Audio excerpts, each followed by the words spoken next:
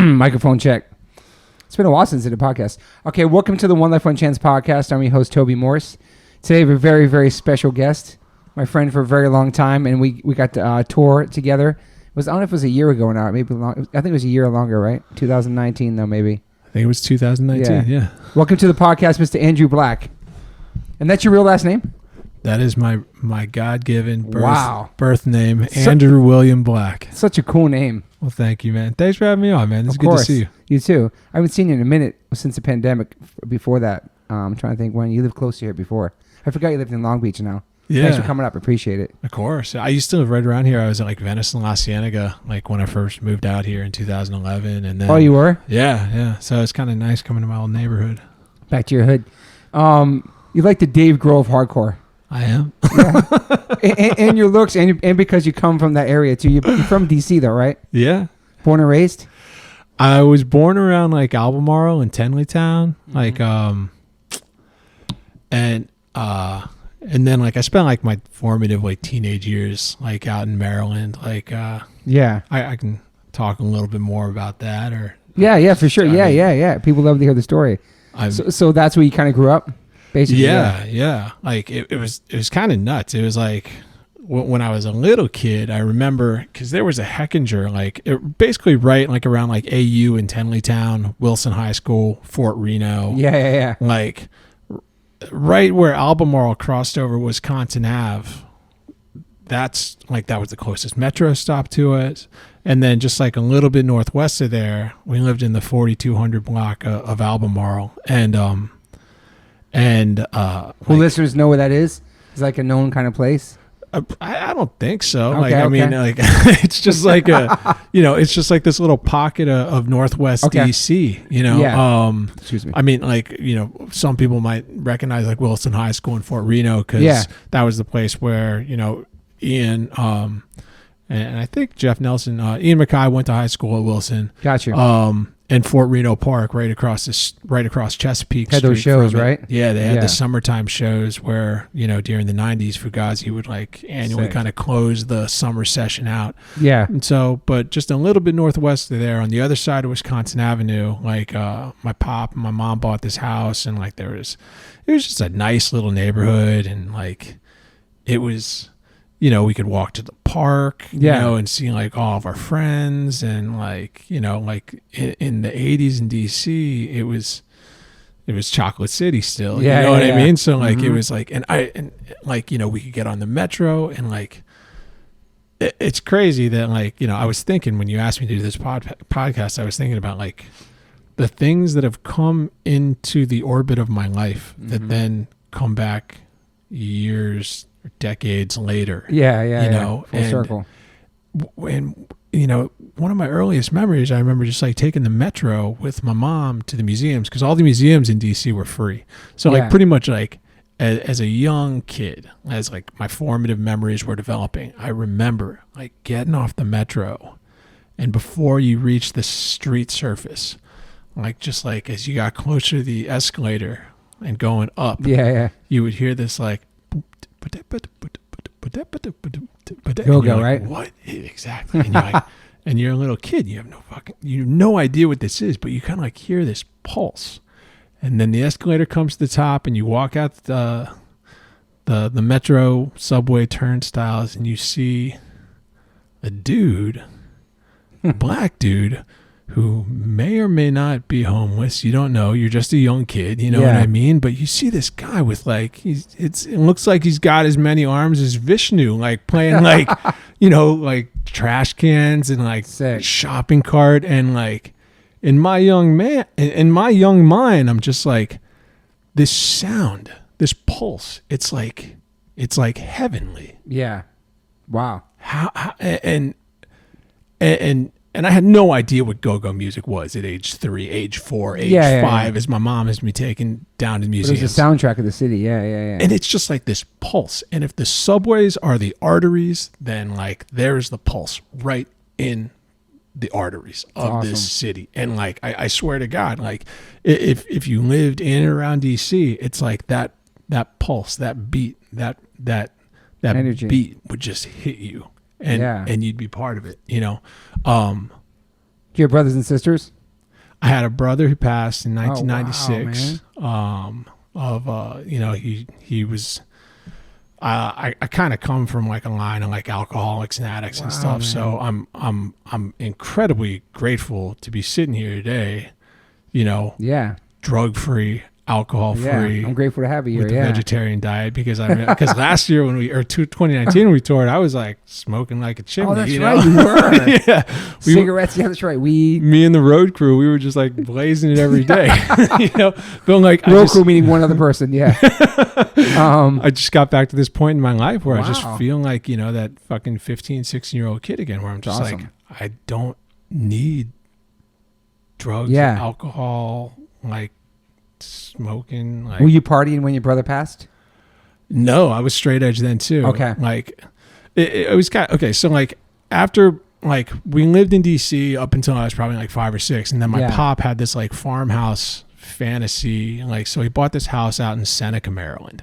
So we moved out to Seneca, and Seneca, it's like northwest of DC proper along the Potomac River.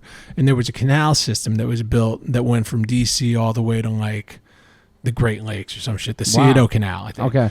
And so we lived like right near one of the locks, but there was nothing around. It was like pitch darkness, like no street lights, no park you could walk to, no metro, you were just out there. And then my pop promptly left me and my mom and my sister, and started kind of like another relationship. Wow. And so like it was just like as a kid. Oh, and this is the craziest part. This house that he purchased was built before the Civil War. Wow. So there was a slave quarters on the property that was never torn down. Okay. Holy shit. So you're like, I'm now like 5, 6, and I'm trying to get my head around like, what is a slave quarters? Like I couldn't understand how, like, you don't even know what slavery is yet. You haven't even been socialized, but there's this building on your property where slaves used to live. Yeah. And needless to say, the property itself had bad vibes. I'm sure. Yeah. Wow. And I'm not one to believe in, like I don't go around like saying like I believe in ghosts or, or I even know what happens in the afterlife or anything like that. But there was an intercom system that was installed in the house, I'm assuming sometime in the 70s, that my mom would use, to like, hey kids, dinner's ready. Come on, come downstairs. And sometimes that intercom would just like, wow. Are you serious? And it would just, and like, I don't know what happened on that property, but it had been around since before the Civil War. It's haunted, man. Yeah. And like, that's what I'm saying. I don't want to say it was haunted. I don't want to say I believe in ghosts, but sounds like, it's, like just spirits there, man. Yeah. Scared the hell out of me. And that sounds horrifying. Yeah. Okay. And there was a dirt floor in the basement. So it just felt like it was just like an open grave in the basement. And it was just like, it was terrifying, man. So needless to say, when my mom got the divorce settlement, she moved to Gaithersburg, Maryland. Okay. And I could catch the 56 to the Shady Grove Metro. And then I was like down to Freedom Plaza. And then like, 8 o'clock at night, the doors are like 9:30 Club or Black Cat, which had just opened up. Like, and they let kids who were 13 in, Damn, it's like, man. Okay, cool. Now, holy shit. So you were going to shows that young? I was going to shows at like 13, like 12, 13, like when I was like 7th grade. Yeah. Wow. Yeah. And who got you into that? How'd that happen? Well, in 7th grade, moving from Seneca, Maryland to like the kind of more suburb, it was like more of a suburban vibe. Like, wasn't so country anymore, but it wasn't back to city. But I in 7th grade was a big year, man. I got given acid. Wow. Yeah. Damn. By these young. Yeah. It's crazy young. Yeah. So had you tried anything before that? Drinking or smoking or anything? Just, like sips off Pop's beer or something like that. You know what I mean? But like, so I think these older dudes were like testing out me and my friend to see if like we could hang to like sell drugs for them, but it's Wow. like we're in 7th grade, you know what I mean? But like, so it's kind of messed up that like these older dudes, one of them who was my friend's brother, was like giving these young kids acid, you know what I mean? Holy shit. But so, and I definitely think that affected my kind of development and the way I saw the world. You know, it kind of like blew it wide open. Yeah. So my mom found, and then they were giving me weed to sell, but I quickly found out that like the best clients who gave the best tips were my mother's friends. No way, man. So I was was selling weed to your mom's friends? Yeah. And my mom eventually, I mean, like At 13? I mean, how, what you were like 12? Maybe like, younger, yeah. Like 7th grade. Like, holy so shit. my mom found like the tip money and cash that I've been getting from her friends. And I told her, I lied to her and I told her I was like mowing lawns, and she was pissed as hell. And like, I really just like violated her trust. Like she was so bummed, and she felt like that she had like, you know, like done something wrong as a parent. But like that same year I met this kid in junior high in 7th grade, and he was wearing a Zildjian t-shirt. Sick. And he was just like this kind of like buzz cut, like Asian kid, and he looked kind of nuts. And I was like, hey, I play drums. My mom bought me a drum set. I like, do you play drums? He's like, no, I play bass. He's like, but my cousin's a drummer. And my cousin's got this band. And that band was this band called Corm, C-O-R-M. Okay. Not to be confused with Corn. Corm. But Corm's guitar player was this. So their drummer was this guy named Dan Chu, and that was my friend Ian Chu's cousin. And so instantly, you know, like me and Ian started doing a band. Okay. And we kept doing that band through high school. And, you know, Dan's guitarist, this guy named John Davis, he started giving me like, he met my sister and he liked my sister. So he started dating my sister. Wow. And Isn't John Davis the name of somebody from Korn too?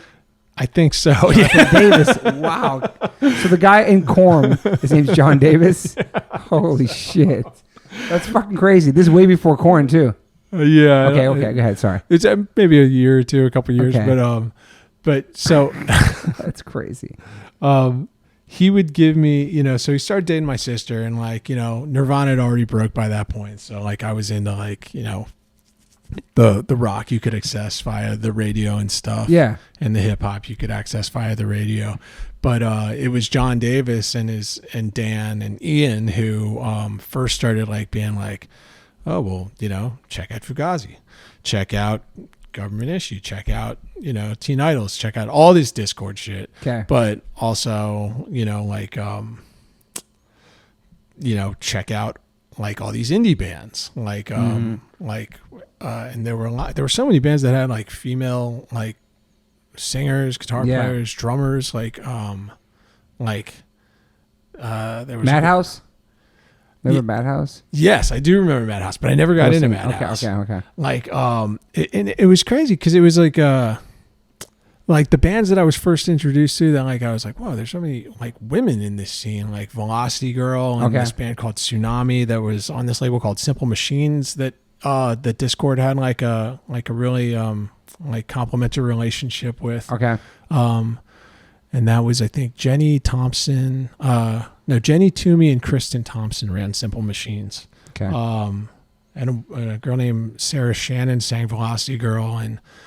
And so it was like, I kind of saw, you know, the Dischord scene that had kind of evolved after Revolution Summer. Mm-hmm. And so as like, you know, alternative and, you know, everything that was kind of being like, signed by people like Mike Gitter, you know, and like put into like a major, you know, label context. Yeah. You know, there was, you know, it was Atlantic you worked for, right? I think he worked for Atlantic. Okay. Like, I think so because that's eventually how he signed Jawbox. Okay. Because I think he was responsible for that. And Jawbox was like one of the few bands from DC that was like, cool, let's go to a major. Yeah. You know? Yeah. I remember that. But like, so around that time, you know, there were all these other like indie rock bands, like, and, you know, and post-punk bands that were playing.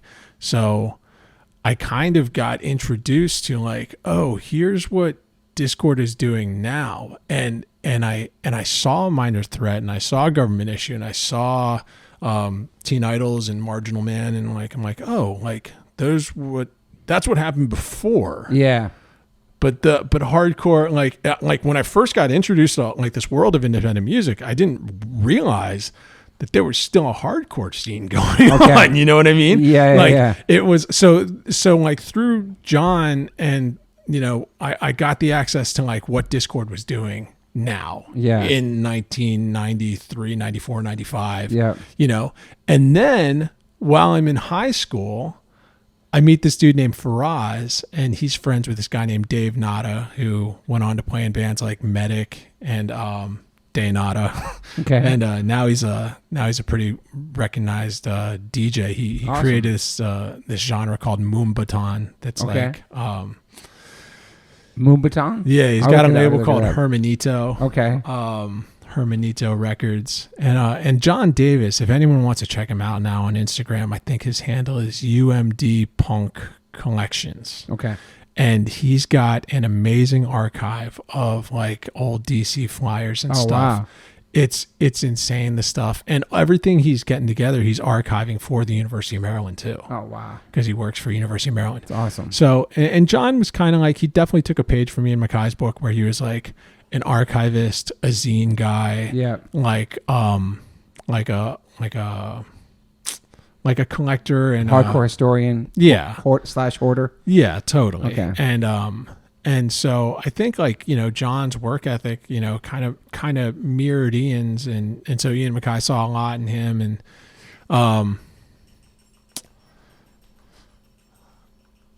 So getting back to Faraz was like, hey, there are these shows that are happening at this place called Chamber of Sound. Chamber of Sound, yeah. I didn't know it was the old Safari Club. Oh wow, that's right. Yeah. But it was called Chamber of Sound. So like I started going with Faraz, and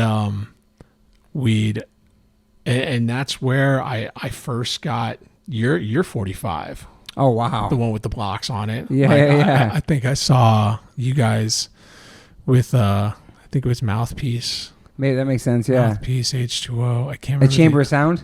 Yep. Wow. And so, you know, I guess some of the things that like were entering my orbit at that time, naturally, you know, Dischord, Ian, but also you know, and like it's crazy. And I think you guys played. You used to do a cover of With or Without You. Yeah, we did. Yeah. Yes. Yeah. Okay. But like that was the only time I ever heard you play it. Okay. Like one of those first shows at Chamber of Sound, and it was like kind of, you know, and I already mentioned the Gogo, but it was kind of like these things that I looked up to, like that I had no idea were going to come back into my life. That's crazy. And with such meaning and significance later on, you know, like I was just kind of in awe. Yeah. Of everything that I was like getting to witness and be part of. You're so young too, man. Getting to those shows. I was just a teenager. Yeah. I mean, like by the time, like I was probably like 14, 15, like by the time that I saw you. So, still crazy. Mom trusted you to go to these shows and stuff too. Well, Mom was working all the time. She was just like a single mom. So same here. So yeah. But she trusts you to go out there and do that. Yeah, she did. Even after the acid. Well, that's the thing. It's like, I think, you know, once she saw like, oh, he's going to these shows and he's identifying with this like scene that's straight edge. Yeah. You know, then like this trust started to rebuild. So going back to your, you know, initial question, when my brother passed, I was straight edge. Yeah. And I was like, I can't understand how my brother could go off on like a tangent and relapse and like and die from this shit, you know, like why? Yeah. Cause I just, especially after like, you know, like smoking weed and doing acid so young, I was like, I don't need that shit. You know what I mean? Like I'm cool, you know, like I'm here. I've got this awesome community of people. And like, I kind of saw the way that like Dischord's still functional, maybe not like the way that they kind of like helped create hardcore isn't going the same way, but there's over here, you know, Chamber Sound, like, and you know, they would have Matinees of Black Cat on Sundays too. Like, I was like, hardcore's still going. Totally. Like, this is pretty fucking rad. Yeah. And like, you couldn't go off at a Fugazi show. No. But you could go off at a Battery Damnation show. Totally, you know? And For so, sure. like, Get the best of both worlds. yeah. Yeah, And so, yeah. like, kind of like, I felt like I was really lucky because, like, you know, I could see both those worlds and see the way they were kind of like functioning kind of like independently, but there was so much crossover, you know, like Totally. you would see Sean Brown at the same shows and you'd be like, well, it's that dude from Dag Nasty. And he's obviously in both worlds. He's got a foot over here. He's got a foot over there, you know, like, Yeah. and it kind of like, it started stitching the history and the fabric of that independent music community together. And it's like, it's not like lines of like punks over here, hardcore's over here, indies over here, you know, like, and furthermore, like those genres, which were largely white. The first time I saw Gogo proper was when Fugazi opened up for Junkyard Band at this community center in PG County, probably like 95. I like rode in the back of this like Jeep that some of the Quorum dudes were going over to see him. And I was like, man, this is crazy. Fugazi's opening for somebody, you know, on the way to the show. Like I didn't understand how Fugazi could be opening for somebody. Junkyard Band too. Wow. Yeah. And like every time I'd seen Fugazi up in that point, like there'd always been hundreds of people. Yep. And so I was shocked when I got to that show and there are hundreds and hundreds of people, but there's a police presence. And there's a whole lot more African Americans here than there were, you know, the shows without them. And like, and I just didn't, you know, like, it's like, damn, like, why does there have to be police here? Because they're all, you know, these brothers and sisters here. Like, this isn't, like, this is weird, you know? Like, and it kind of like made me think, you know, like, how come, you know, like this one genre of music is being more closely watched. Good point. But, you know, then, you know, as you heard more on the news about like people, you know, like getting in arguments at Go-Go's and shooting each other and stuff, you're like, oh, maybe that's why there's a police presence there, you know, but I wasn't as entrenched in the Go-Go community as I was as like the hardcore and punk scene. So there was a lot of stuff that I just didn't know about it. Yeah. How was that show? It's amazing. Yeah. I mean, it was like, amazing. Yeah. Dude, I mean, like, was the crowd cool for Fugazi? Like probably for a lot of people first time seeing them. A lot of people laughing at him. A lot of people like, you know, Yeah. you know, a lot of people just being like, what is this shit? You know, a lot of people who were just there for Junkyard Band waiting for him, you know what I mean? And then Junkyard just cranked for over like an hour. I think Fugazi probably played like 40 minutes, I think. Wow. And then just that happening is amazing though. And so, I don't know. It's so cool to have that happen. Because Yeah. I know Minor Threat, one of their last shows was with like a Go-Go band as well. Yeah, they played with Trouble Funk. Trouble I Funk. think. Yeah. So that's kind of cool. Yeah, I mean, like Ian just had those relationships, and he just like kept them up over the years. You know, Yeah. like I love it.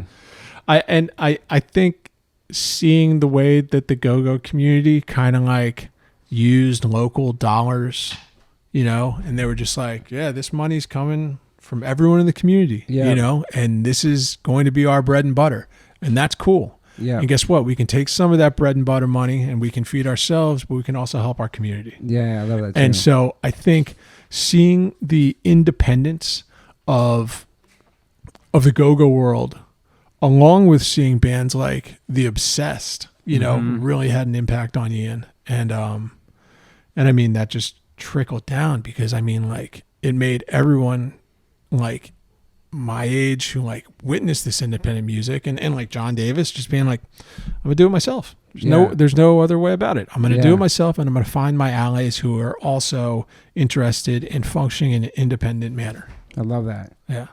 What was so before you get out of school, did you graduate school? I did. Did you like school? You did good there? I did well, you know. I studied, I focused, you know, like I made every, like every exam, like I was like a BA student, you know. Nice. Like, yeah. That's good. That's good. The thing I love the most about it was that like I joined drumline. Like when I was a freshman in high school, I was kind of like, I didn't want to do anything, like school related, but I was also like going down to Freedom Plaza a lot. And like, I never spent much time on vert ramps, but like I loved going down to Freedom Plaza. That's awesome. And Pepe Martinez was like, he was pretty big. He was getting sponsorships like around then. And so I would like, okay, skating's cool, but I was also playing drums, and I had this, this band with my friend Ian Chu going in high school. And, and I was like, man, what else can I do to like really get this, to keep pushing forward drum wise? And my friend was like, why don't you try to, join this, the marching band? And I was like, well, I don't know. And so like, but, were you a shy kid, outgoing kid? I was I kept to myself. Yeah. Like I wasn't that outgoing. I didn't like say a lot, you know what I mean? But like I would talk a lot around like the people that I knew that I was like cool with. Okay, yeah. Like but for the most part I don't think I really speak a lot. Yeah. You're pretty chill. But like a marching band, that's it's not. But marching band, that's like being right front and center in front of the whole school. Yeah. It's like a big deal. And like it was like I think it was like a good place for me to be because like it let me, I mean, first of all, the band instructor was just like, you take this entire group of people and you're in charge of them. And I was like, okay. So that's you? Well, I mean, like when I first joined in sophomore year, I kind of learned the ropes as like part of like 5 snare line. Yeah. And like then that high school I went to in Montgomery County was called Quince Orchard. It was kind of big. There were like 2,000 kids, so 500 per grade. So like our marching band, just the drum section broke down to 5 snares, 5 tonal bass drums, 2 cymbal players, 2 quad players. So like I got brought onto this kind of like roughly like, group of drummers who was like 20 people big, you know what I mean? And I was like, okay, cool. And and because we were, around the DC area, we were getting cadences from like schools in PG County that were like just straight up like go-go beats. Okay. That like you could incorporate into the drum line. And so we're like, there was like, one of the like the things we would do at like football games was like play the go-go beat, Yeah. And that's cool.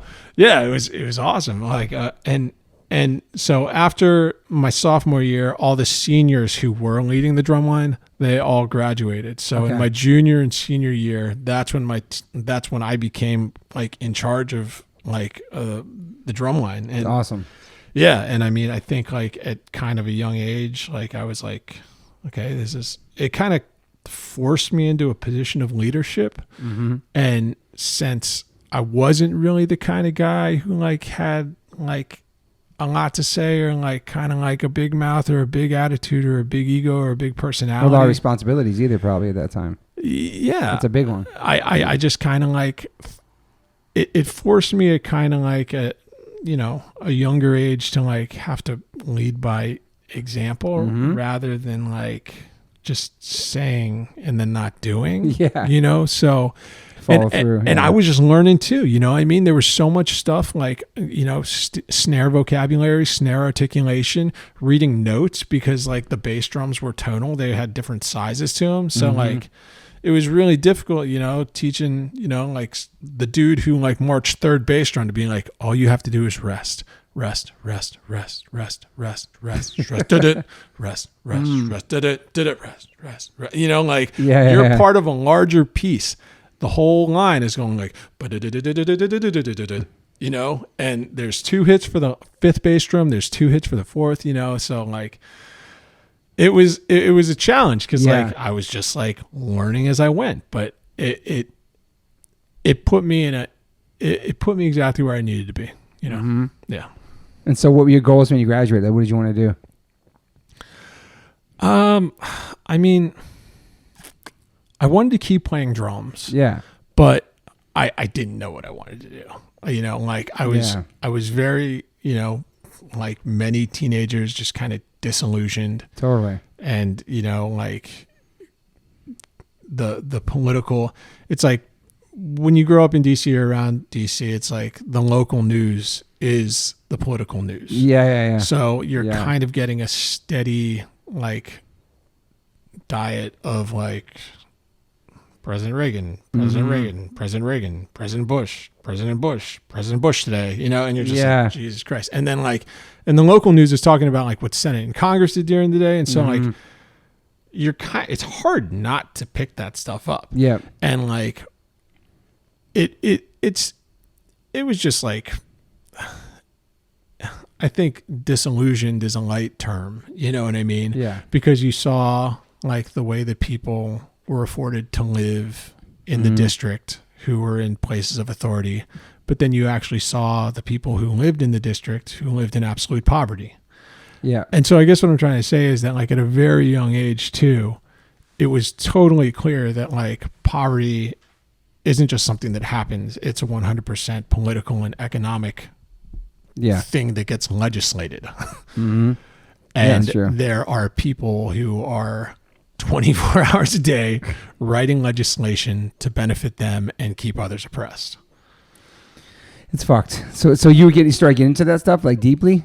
I mean, like besides the news, you start getting into politics? There was no way for me to avoid it not affecting me. You know what I mean? Because like, and because of that, I think it really just like made me, when I left high school, being like, what the fuck do I want to do? It's like anything that I would do, it's part, it's going to be part of like a larger machinery that's either going to like, you know, like take someone else's like labor or resources away from them and sell it at a higher price. Yeah. Or it's going to be like, or do I just go to college and get a degree and just try to like push through that way? Like I said, I knew I wanted to like keep playing drums, but I had no fucking idea what I want to do because I thought everything was just fucked.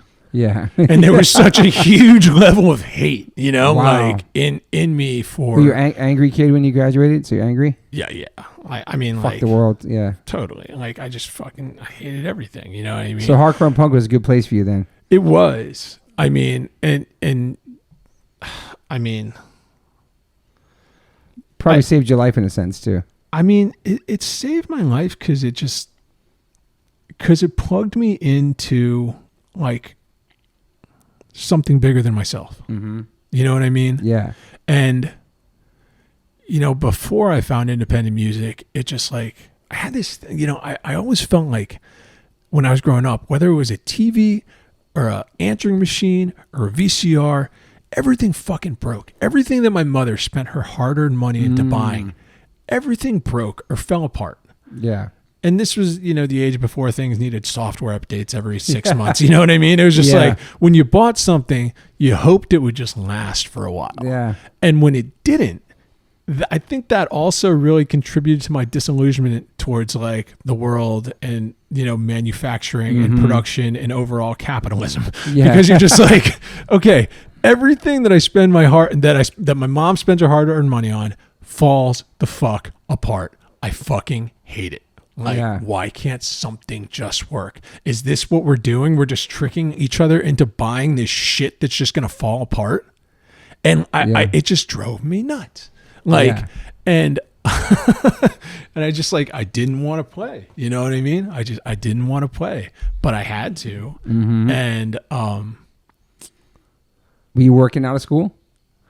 I started working when I was, luckily my mom just wanted me to focus on like high school, when I was in high school. Yeah. So, I went to University of Maryland, after I graduated and I started working, I guess it was 1999 at that point when I was 19. Yeah. In my second year of college, the Black Hat needed people to work, you know? Yeah. And like, I mean, like before then I like had like jobs at like the coffee shop, you know what I mean? And like the bagel place and, you know, like I worked, you know, just like places in like suburban strip malls, you know, just to, you know, build work ethic and stuff like that. Yeah. But like, you know, so I did work on and off like while I was in high school and stuff, but put away a little bit of money, to help me pay for my books when I hit college and shit like that. Yeah. But I could, again, like I was in awe of the Black Cat when I first started going there. Mm-hmm. So when I started working there, I was like, this is nuts. Yeah. Why are they? It's awesome. Why are they letting me work here? Like, what was your major in college? Like, what were you doing there? I did sociology, Okay. and there was this program that had developed called American Studies, and I didn't know what it was, but there's like a picture of Homer Simpson in like the brochure, and I'm like, I guess I'll do that. Like, What? yeah, and it was basically this 2-year focus group within the 4-year major of sociology that kind of like took like a cultural anthropology approach and an American history approach, Okay. like fused them together to give me a degree that I never used. But and it's funny because like I did 3. So like by the time I was going to college, and I started working at Black Hat, I was still playing in bands, but there was a dude from, I guess he was from Boston or Connecticut or something. This dude named Steve Kim who had moved to DC to go to Georgetown. Okay. And Steve Kim saw me playing in kind of like these lesser, like every band I feel like is like kind of like on the outskirts of obscurity. Yeah. Which is, but I mean, if I can say one thing, it's like the things that I've done in music that have meant the most to me haven't put a dime in my pocket. Yeah. And I think it's just such evidence that like, if you love something, just like do it. Cause the day you plant the seed isn't necessarily the same day you're going to eat the fruit, like I love that. I really, really, really, really encourage everyone just to like do what you love. Cause you never know what way it's going to unfold, Mm-hmm. Yeah. And you do it because you love it. you first do and it because you foremost. love it. Yeah, man. And you do it again and you do it again. And that's what practice is. And that's what life is, Mhm. like you have to keep swinging the bat. Yeah. And like, so there was this, so Steve Kim was like, this guy's a good drummer. Yeah. Ken You Olden, recognize. you should check this dude out. Okay. And that blew my mind because Ken Olden was in He was Ken Olden, yeah. and Battery. Yeah. And What up, Ken Olden? what up, Ken? And that, like that, the knowledge of my playing, Yeah. transferred over to Brian McTiernan's like sphere. And again, when I first started going to shows at Chamber of Sound, I started becoming aware that like there was this whole other like world of hardcore and indie, like my like love of like Ashes and Battery, you know, like, oh my God, Brian McTiernan wants to do a band. He wants me to play drums for him. Yeah. And so like I was doing this band with like Brian. Like Brian had just moved back from Boston at the end of the 90s. Yeah. And he had this studio at 14th and Longfellow. And so Brian was like, he was trying to like decide whether he wanted to like do another band because Miltown had just broken up too. Yeah. He's like, should I do another band or should I do the studio thing down in DC like really hard? So like he had these songs and the band was called, I think it was called My Best Mistake. Okay. And it was me and Mike Schleibaum. Yeah. And John Henry of Darkest Hour and my other band, The Primals. And Brian had all these songs written and like we played a couple shows and then, like a couple years, he was still in that studio, but Explosion, this band from Boston, was doing an EP with him. Okay. And Brian asked me to come down and track the drums for the EP that they were doing. Wow. Okay. And so, were they a band that already played shows, or this kind of just doing? Explosion had already put out the first 2 Jade Tree records. Okay. Like they at this point are established. Okay. I think, you know, like people knew who the band was, and I was already a fan of theirs. Okay. You know, and Brian was like, yeah, you should come down. They're in the studio right now, but you should come track their drums. Okay. And I was like, okay.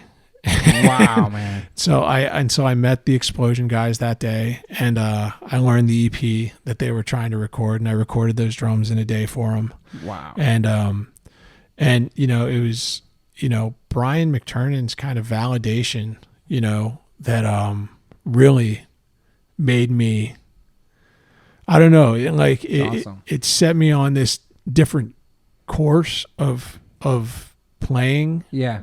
but also it felt like a different trajectory all of a sudden. You know what I mean? Like, it's awesome if somebody acknowledging like your skills. You know what I mean? Like saying, check out this drummer. He's a great drummer. You know what I mean? Just that one thing could change everything. You know? dude, it blew my mind because, Yeah. you know, like after joining Explosion, it was seriously like going from the farm leagues to the majors because my first, you know, the Explosion, I think after I tracked that record, it was called Steal This. They did a US tour with the Queers, with their old drummer, Dan Colby. And then I think that was like November or something like that. And then I got a call from their guitar player at the time, Sam Cave. And Sam was like, hey, we got offered this tour in Europe in January of 2001 with and before that, like before Brian like kind of pulled me up from the bullpen to work with him, Ken Olden's friend Issa had this hardcore band called Good Clean Fun. Yeah. And so like I kind of got to cut my like hardcore teeth and go to Europe with Good Clean Fun. Awesome. And that was cool, like, you know, like touring, you know, in a pre 9/11 world. Yeah. And, you know, seeing hardcore in Europe and, you know, like, and I got to, you know, really tour around the United States with Good Clean Fun. And That was your first time going overseas? yeah, that was my first time touring. Awesome, and I was like 19, I think. Sick. You know, Yeah. I was like, That's a good first tour. Yeah. Yeah. And so Good Clean Fun kind of like was where I kind of got to like, you know, cut hardcore teeth, you know. Yeah. And then Explosion was like, Excuse me. it was Another level. yeah, the first tour I did with them was with Sick of It All Wow. in January 2001. Okay. And the Business were on a couple dates, and so it really felt like going from like, you know, not like Good Clean Fun was the farm leagues, but like it was like who was that band with the Youth Brush? Crucial Youth. Yeah. Okay, yeah. brush, brush 3 times a day. Yeah. It was like, Yeah. I was like grateful that I was like part of like a band that was kind of like satirical, because there definitely Totally. was enough around in the hardcore scene Yeah. Not a serious. Yeah. For that sure. could have been poked fun at. And Issa did a good job poking fun at some stuff. I think the coolest thing we did was we did this Prince cover of Let's Go Crazy. Wow. And we had a picture disc where Issa put his face on Prince's body on the purple motorcycle. Wow, man. That's fucking awesome. I gotta find that. It's pretty fucking Wow. hysterical. Mr. Issa's face on Prince's body. And that was fun. But So the Explosion, your tour is Sick of It All. Wow. Okay. yeah, it felt like, wow, like, okay, I'm not part of like a funny satirical hardcore band anymore. I'm part of this band that's like, you know, people care about, and like it's kind of like, whoa, okay. Serious business. Yeah, serious. I mean, shit, we're fucking sharing a tour bus. We're Sick of It All. These dudes from fucking New York, they're going to crazy. probably kill us. You know what I mean? Like, and then like we met we met Craig, Yeah. you know, Pete and Lou, and like fucking nicest, most down fucking dudes. And so like, and that was amazing because I needed to drop out of school for a little while Okay. to do that. So I put College Park, you know, like for good reason, on hold, because like, you know, I didn't know what the hell I was doing with this degree that I was trying to work at, you know what I mean? Other than like, that's what my mother wanted me to do, you know? Exactly. Yeah. So, 2001 was pretty insane because like we came right back from that Sick of It All tour in Europe, and we jumped right into the tour with you guys, H2O, Snapcase, Face to Face. That's why you guys were on that tour. Wow. Yeah, we opened those shows for the second half, like around the U.S. Because Dashboard was on some of it too, I think. Were they opening? Before that, yeah. That was a crazy tour. Wow. So, yeah, I just saw a flyer from the Riviera in Chicago. Okay. Like from 2001 the other day.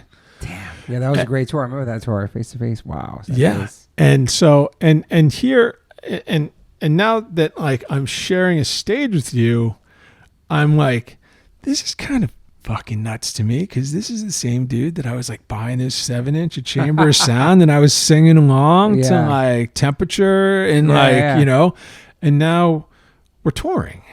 Yeah. And so awesome, man. Again, this other example of like these things I like used to revere just coming back into my life, and now they're like a mile marker of how time has kind of been marching on and where I'm at now. Yeah. You know? Yeah. That was 20 years ago. It's crazy. Yeah.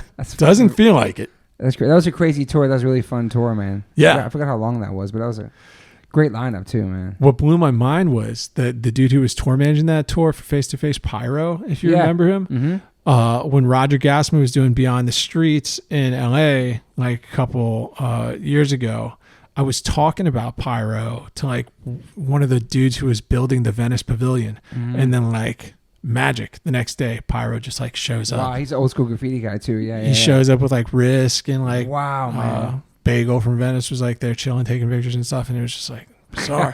So I caught up with Pyro and I was like, hey man, I don't know if you remember me, but I did that tour in 2001. He's like, yeah, you're familiar. It's good to see you, you know? Small world, man. Yeah. And, so after that tour with you guys, after that leg ended, we jumped on with Rocket from the Crypt and International Noise Conspiracy. Jesus, man. And were you living in Boston at the time? Did you move to Boston for the band? I moved up there to like practice and rehearse, but I hadn't moved any of my shit there yet, you know. But I eventually did move up there, and it, you know, and after that, you know, Rocket from the Crypt. International Noise Conspiracy tour, then it was summer, and we were, you know, like Warped Tour gave us like bunch of offers, and I think that was, I mean, all those Warped Tours kind of blend together. Totally. But the lineups were good. Of course. You know, great lineups back then. Yeah. Yeah, the lineups were good. And so you guys were nonstop, man. Yeah, we went 6 months straight, like hard, as soon as I joined the band. Wow. And it was just like, this is what I want to do. Mm-hmm. You know, like after spending high school and half of college, like having no clue as to what I want to do. Yeah. Suddenly I'm like, this makes sense, you know? Mm-hmm. And so Explosion went hard for a couple of years, and we were, you know, kind of going so hard that it was kind of just like, what are we doing? And like we were about to kind of call it quits, but then like some like major labels started getting interested, and we were just like, okay, like, maybe we should sign. What label were you guys on before that? But before we signed, well, we were all going off the momentum of 2 Jade Tree records and the 1 Revelation record, which was the record that I met those dudes with. Okay. But so Dre Tree Major, it was kind of nuts, because like it was making the decision to jump to a major label was one of those things that like you kind of dream about as a kid, you know what I mean? But when it's right in front of you, it's like super scary, man. It is, because it's like the blending of like your art and your commerce at once, and you know you only kind of got one shot, so you don't want to fuck it up, and you want to give your most authenticity, your authentic, like, you know, version of yourself, but you also want to kind of like appease like the revenue gods that are kind of like breathing down your neck and be like, give me a hit, and the fan base, and like back then people were so critical of what label you were on. Yeah. It's all they cared about, and message boards had just started, and just like and you know, like indies were kind of getting bought up as subsidiaries of majors at that time too, you know, But that actually kind of worked in our favor because like we were able to use some of the label money we got from Virgin, who we ended up signing with. Oh, wow. And using that to fund our own label. So we had this label called Tarantulas. That's right. That we were able to put out one of the Bronx's first records. Wow. We did a picture disc for the Bronx. We put out a record for ourselves called Sick of Modern Art. Okay. That I think like that was one of my favorite recordings. Sick of Modern Art. How was that? How was the reaction for the major label debut? It was good. Yeah. So was there like blowback for going to a major or anything like that, or? No, it just seemed cool. like it was like the way that like bands were going at that time. So many people have at that and time. like it was just kind of like it wasn't not punk to do it. It definitely didn't carry the same stigma it did of like selling out in the 90s. It just seemed like it was just the natural progression of the music industry at that time, you know? So it actually felt like pretty normal that like we were moving forward as a punk band, you know? Virgin, that's cool. Who was signed to a major label, you know? And you know, like things don't always keep going that way, and labels were falling apart too. You know what I mean? So it wasn't too long before, you know, like we didn't have a deal with Virgin anymore. Was it just one album you did with them? Yeah, because then we did another record called "Buried Me Standing" after Black Tape, and we were going. What happened? It was usually like stuck on a major for like freaking 6 to 8 records.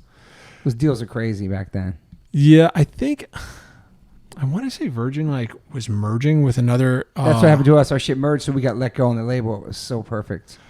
Originally, like we didn't like. Originally, we weren't going to be letting go, but like we changed management. And the manager like was able to get us out of our contract and like let us have the record back, but we didn't do anything with the record because we didn't have a label. Gotcha. So it wasn't until like a bunch of years later that Kate Hiltz was kind enough to press up "Bury Me Standing." So we actually did the you know the second major label record that we had, and we were able to you know get it out thanks to Kate. Wow. Yeah. Shit, it's crazy, man. Yeah. And how much long was the band after the major label? Did they break up? You guys break up? I think like around like 2006, 2007 or something like that. But like around that time, like I was like, well, let me go back to DC because like the band had moved. Explosion moved from Boston down to New York, and that's right. That's right. So we were all those guys still live there too. Some of them, right? Yeah, a lot of them live there. Matt still lives there. Damien still lives there. It's awesome.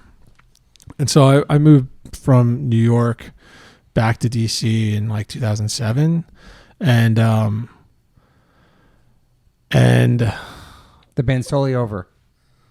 I mean, we weren't playing shows. Yeah, I did Sam Caven left the band before then too, and I think I went to Toronto and I did an EP with Sam under the title Mass Panic Kid, and another little like obscure EP that's just floating around out there, but Sam was a great songwriter, and that's so cool. Like we wanted to kind of document our friendship and time together, so we did that. That's awesome. But around like I think 2007, 2008, I'm back in DC, and my friend John Davis, who got me into all this music, he's like, "Hey, like do you want to do this band I'm working on?" And I was like, "Yeah, sure." And so he was working with this girl named Laura Burren, and she has a band out here now called the Mina Birds. Okay. And so they were doing this like male female fronted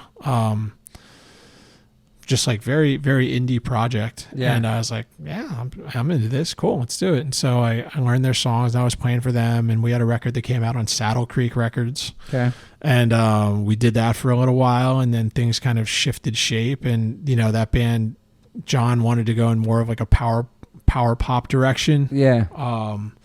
And it kind of streamlined into this band with it was called Title Tracks. Okay. And it was me before Title Fight. Yeah. Okay. It was me and John Davis singing and playing guitar.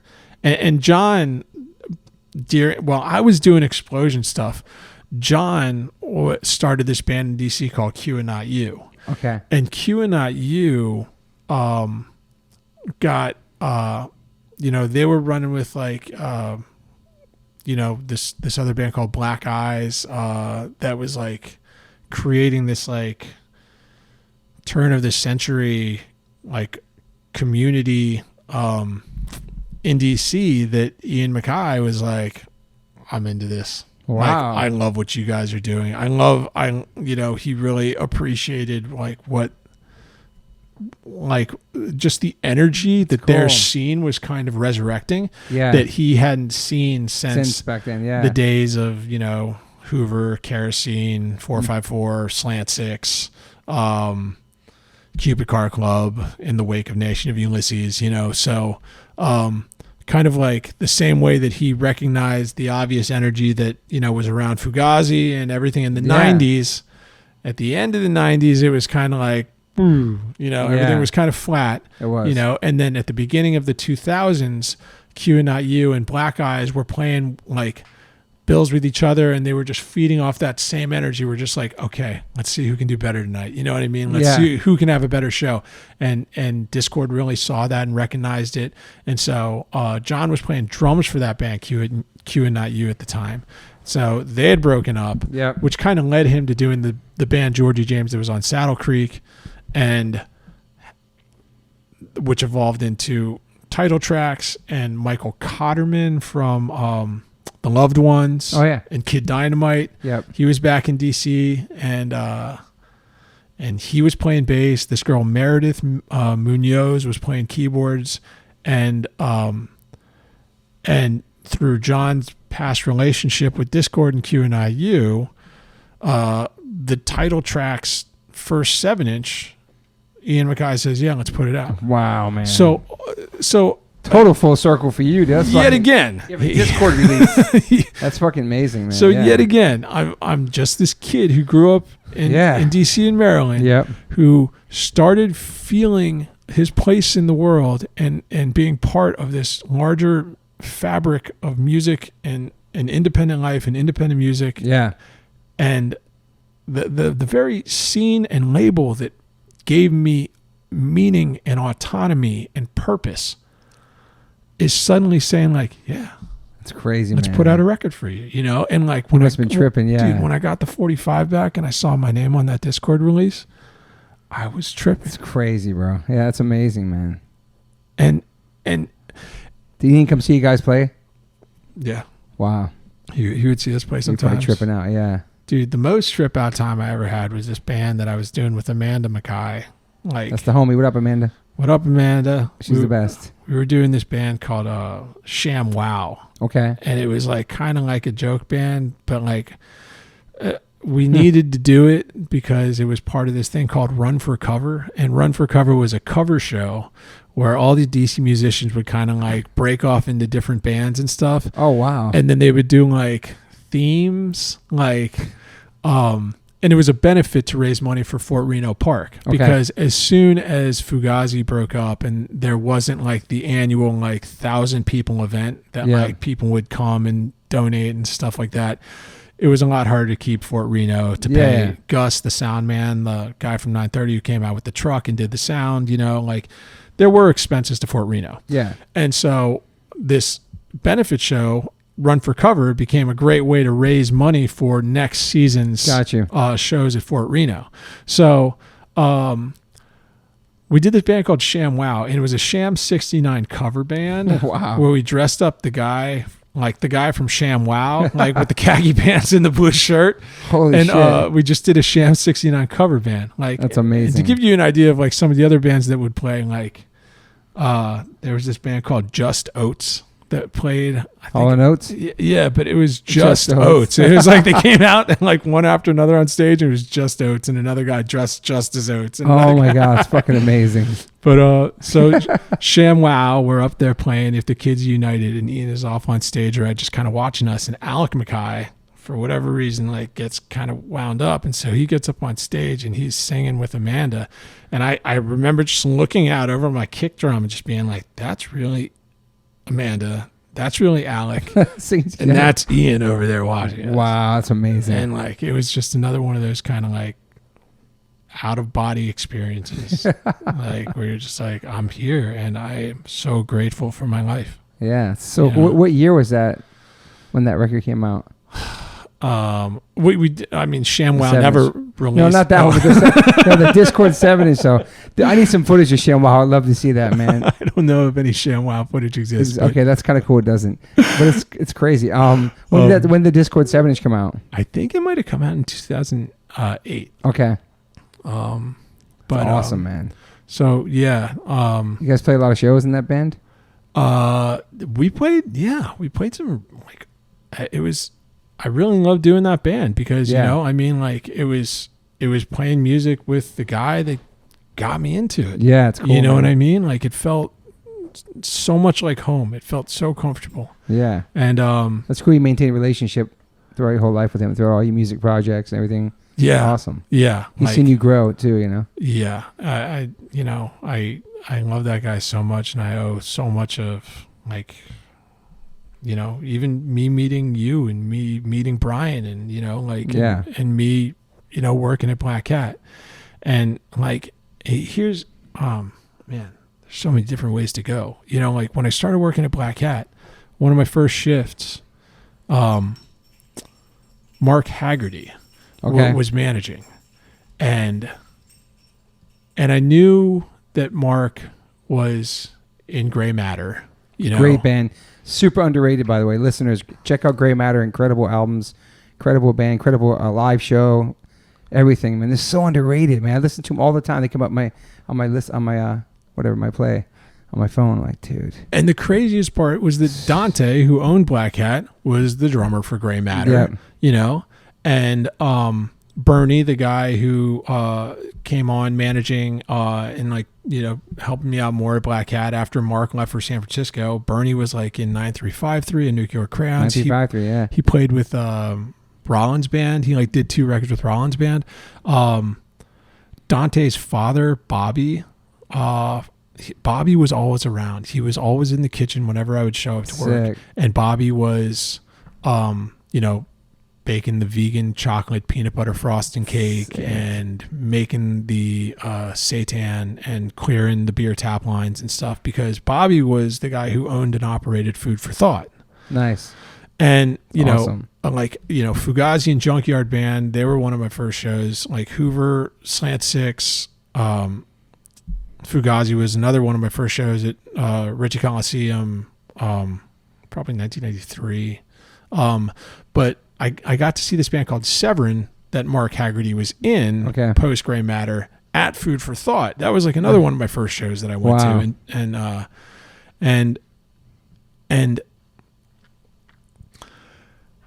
so Mark Haggerty and I recently started talking, just, you know, sending messages back and forth over Instagram of all places, you know what I mean? But he posted up a picture of Bobby because Bobby, Dante's father, recently passed. Okay. And, you know, and my father, you know, even more recently passed. And so, like, I reached out to Dante and just sent him my condolences. And I was talking to Mark Haggerty, and Bobby was the dude who, like, taught all of those Dischord guys how to eat vegetarian. Wow. Because I didn't know that. Because he was cooking for him. You know what I mean? He was running Food for Thought. Bobby was the guy that taught Alec Mackay how to fix motorcycles. Mm-hmm. You know? Like, father figure to everybody, Yeah. And he just had this, like, he had this quiet, peaceful, like, nature about him that was just so lovely. Yeah. And when he was done with this stuff, he would just get on his motorcycle, like right about his doors were opening, and he'd just take off. You know, he'd done his work for the day. And it was around this time that I was, like, talking to Dante, and I was talking to Mark Haggerty, and it's like, and, you know, like, these are people that, like, I would just go and work with when I was, like, 19, 20 and stuff. But then, like, thinking about, like, wait, hold on. You were in Ignition and Gray Matter and Iron Cross and fucking 3. And, like, and these relationships that, you know, it's amazing that I had been, you know, kind of not taking for granted, but seeing in, like, an everyday work context. Yeah. Like, it kind of, like, very recently blew my mind, you know? Yeah. Because I was like, I can't believe that I was in such proximity with all of these people that were such an integral part. Pioneers and stuff, yeah. Of making DC. Mm-hmm. You know? Yeah, it's dudes you're working with, but they have a history of music. Yeah, they're super humble, just completely working class. Yeah, the most humble, the most like, I'm doing this and I'm. Yeah, it's almost like they weren't like, they were just doing it and not expecting it to be as amazing as they are. But the more people you talk to about 3 and Swan Street, the more people are just like, that's my favorite fucking song. I love that, you know? Like, yeah. Well, yeah, they came out early 80s or something, right? Yeah, had to. Yeah, it was around Revolution summertime. I remember seeing Fugazi's one of the first shows. Me and my brother went up there, and they were handing out lyric sheets in the crowd. And I still have to find mine. Top friend found his. He would walk in the crowd, Ian, and pass out lyric sheets so we'd all have the words to sing along. It was crazy, man. Those first shows are like so surreal, man. Just the whole scene is so special, man. You know what I mean? Like, yeah. I'm so lucky I get to live outside of Maryland and go to those shows early on, Wilson Center, all those venues, and just be a part of that. It's just something so special. And the Gogo too, how that goes hand in hand. Yeah. With the whole scene, you know what I mean? It's only DC. Yeah. You know? Nowhere else. And is there a Go-Go scene in LA or any other places? Do you know? No, I mean, like I helped this band called TCB with some backline in 2019. They came out here, and but they weren't from here. No, they came from DC to play here, and that's what I'm saying. Yeah, just a couple months ago, TOB band and show. They came out here and they played in Crenshaw. And, nice. They played in Degnan Street, and that was amazing. And I've heard rumors the Backyard Band is going to be coming out for a Juneteenth performance in the same spot. Wow! So it'd be amazing to see Backyard Band and Big G. I know Backyard Band. Oh, man. Even when like EU doing the butt blew up, it still didn't become a trend in other cities to start go-go bands. It was such a DC. You know, I mean, there's something really special in the DNA of the percussionists. Mm-hmm. Like, and I've even spoken. There's a dude living out here now named Malachi Johns who used to play guitar for Northeast Groovers. Okay, and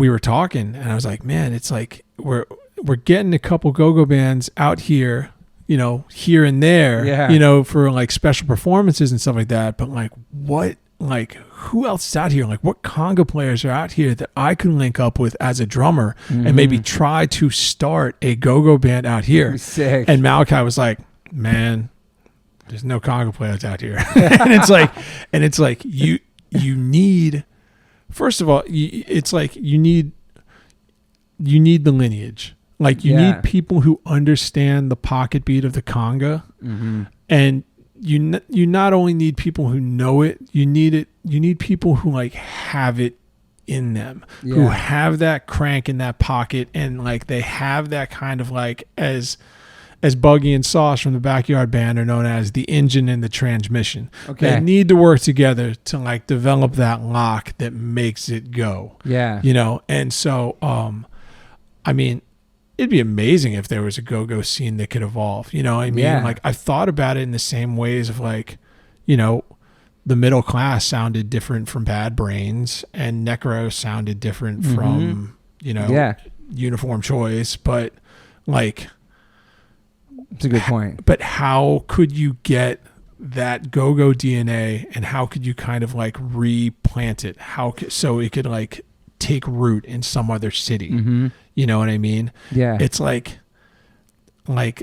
I guess the nuances of punk, just like fast, loud, 1 2 1 2 1 2 1 2 1 2 1 2. You know, I mean, it's like you can do that, and people can hear it in other places on other sides of the country and be like, cool, yeah, I can do that. Here's my take on it. You know what I mean? Yeah. But you can't really do that with go-go. It's like you need a very specific understanding of the West African rhythms intersecting like with the polyrhythms of like funk. Can you play it pretty good?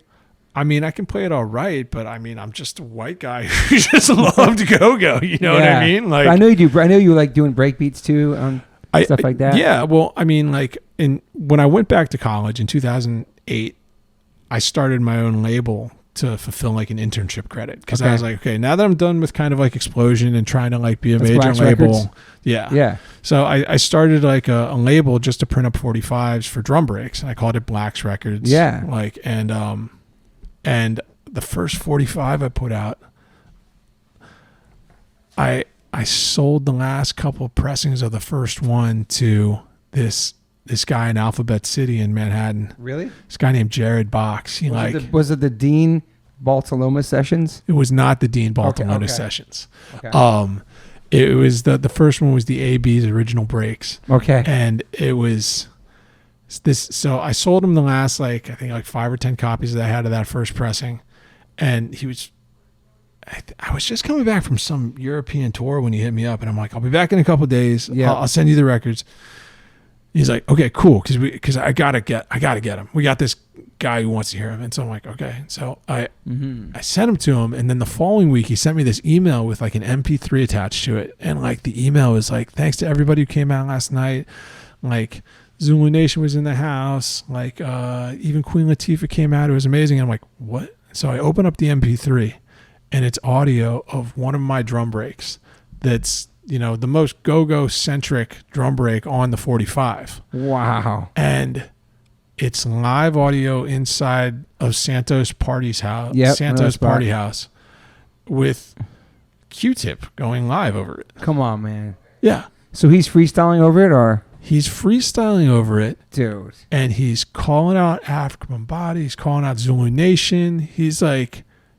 And in my mind, when I'm hearing this audio for the first time, it's just like that's fucking crazy, man. And that's a beat that you wrote and you did. Your beat, yeah. Yeah. Holy shit. And it's like what's after that? It's like Q-Tip's rhyming. You know what I mean? Like, yeah. What can happen after this? African Bambaatá's there and Queen Latifah. I mean, I wasn't in the room. I don't know who the hell was there, but you can hear the call and response when he's like going back like back and forth between himself and the crowd. Mm-hmm. He's saying, Zulu, Gestapo, Zulu, Gestapo, Zulu. Wow. And you hear everyone in the crowd going, Gestapo. And was it Jimmy Gestapo from Murphy's Law? I don't know. Shout out to Jimmy. That's crazy, man. Yeah. Fuck. And again, it's like one of these things. It's like, I'm a 13-year-old listening to fucking Tribe. Dude, of course, the greatest. Suddenly I'm a 28-year-old man listening to fucking Q-Tip going over my drum break, and I'm like, how did this thing that I once revered come back into my life's orbit, but now I'm somehow tied into him through the gift of music. Yeah, and it was a 7-inch he got too, right? So he converted it and then put the thing, and then it was I sent him. Wow, like man. Because the way this is how it turned out. Like the dude explained it to me. This guy Jared Box, he was DJing in one floor of Santos Party House, and at the time, Rich Medina and Q-Tip were DJing one floor above him. Yeah. So this dude Jared, who was the record buyer for the store in Alphabet City, I can't remember the name of the store. He was like, he told Rich Medina and Q-Tip about it. He's like, I got this dude in DC that's cutting this break that kind of sounds like a go-go break. Wow. I think you're going to flip out over it. So that's why he's like, was all urgent about like, you got to get me the record. And wow, man. Yeah. And again, much like seeing my name and the Dischord logo right next to it on the back of that 45. Yeah. Hearing Q-Tip going over this drum like 45 that I cut and pressed independently myself because of a University of Maryland requirement to like create an internship that I didn't want to go fucking intern for anyone else. I'm like, I guess I'll create my own label so I can use that as my internship credit for a record label. Yeah, it's amazing, man. And super DIY. So like, yeah. Again, that's a sick moment. It didn't put a fucking dime in my pocket, yeah, but it means the world to me. Yeah, dude. That's fucking crazy, man. Fuck, does anything else happen to any other beats after that? Your beats? Like, how long did you do that for? I know you've done that for a while. I put out 2 vinyl releases, and then I used the label to I had this hardcore band in 2009 called Domino Team that I was doing in DC, and like I put our full length up like on Black's Records just like as a digital release. Cool. I was also doing a band with Schleibomb and Jason Yawn, this guy that was in a band called Trial by Fire. We had this band called Beasts of No Nation around the same time, like 2008-ish, 2009-ish.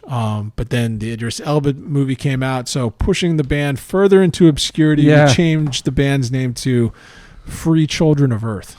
Free Children of Earth. Yes. Okay. And And you in Darkest Hour too, right? For a minute? Yeah. No. I was never in Darkest Hour. Okay. I thought you were in there. I just grew up with those dudes and chilled with them and used to go to their shows. But so you stayed nonstop your whole life, dude. It's crazy. I mean, I kept playing from band to band to band. Yeah, doing different things. And but I think that's what drummers have to do. You know what I mean? You just kind of have chop to stuff, keep playing to figure out, which is going to be the best wave to ride. You know what I mean? And when they come, you gotta take them. And that's why I dropped out of school and did Explosion, because that was a good wave. You know what I mean? Man. Yeah. And like some of the waves are like shorter, but they're just as sweet. You know what I mean? Like when I was doing a band out here in 2015, 16, no, I guess maybe it started in 2016, called the Primals. Yeah, the Primals. And we started writing, and then, I hit up John Reese from Rocket from the Crypt, being like, hey man, we got an album worth of songs, and he gave me the thumbs up, and he was like, this is good.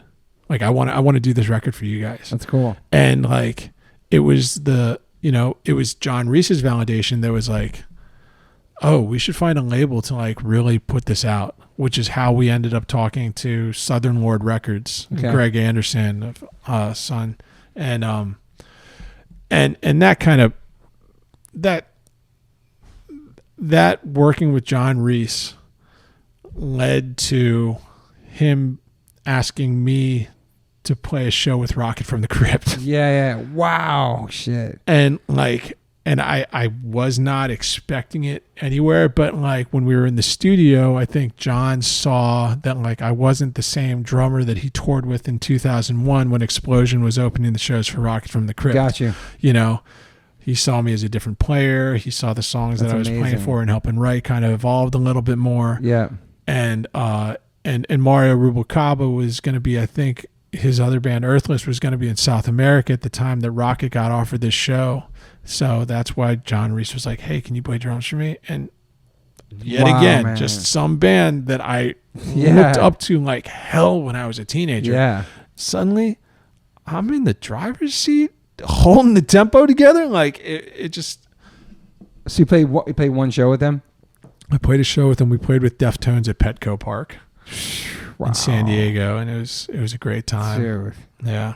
That's amazing. It was unreal. What? Yeah. And then the Battery stuff, obviously, too. Did you ever play stuff for Battery back then? You was a friend. Nope. I was just like that tour just happened that we did. It was just, they wanted, I was just a fan in the front row. Yeah. Like loving Battery. Great fucking band. Loving Battery to death. I'm so late to the game with them because I knew the name. I knew all those kids for my whole life. But actually touring with them and hearing those songs, it's incredible songs, man. So fun, dude. And when Brian asked me to play for them, it was that same feeling as the Rocket show, the same feeling as like the title tracks released on Dischord, the same feeling as hearing Q-Tip on my Drum Break record. I was like, I can't believe this dude that I used to idolize is asking me to play drums for him. Yeah.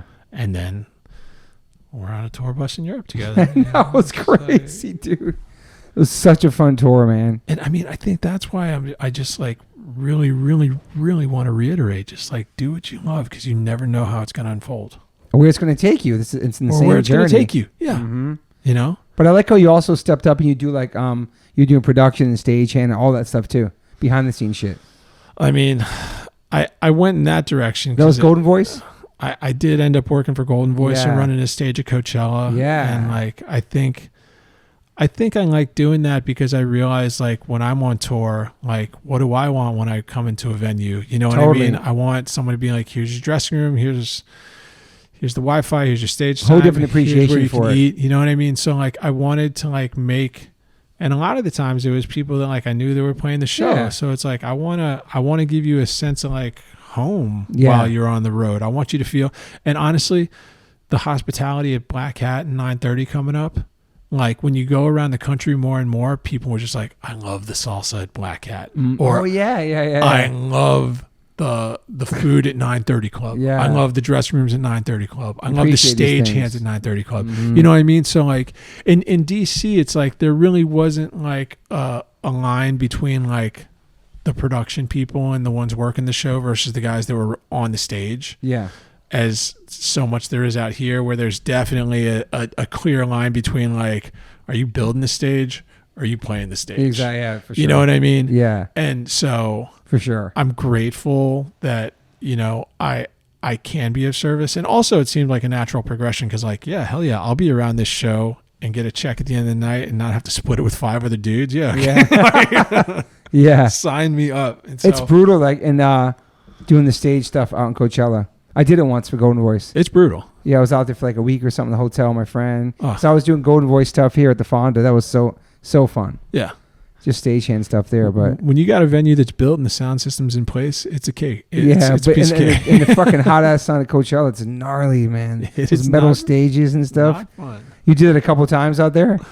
It's like backbreaking, man. It's fucking. It literally broke my back. Yeah. Like, I was talking about that. Yeah. Like when I came out to California, I was like playing and I was like doing bands. I was doing this band called Holy Fever for a while too before Primal started going.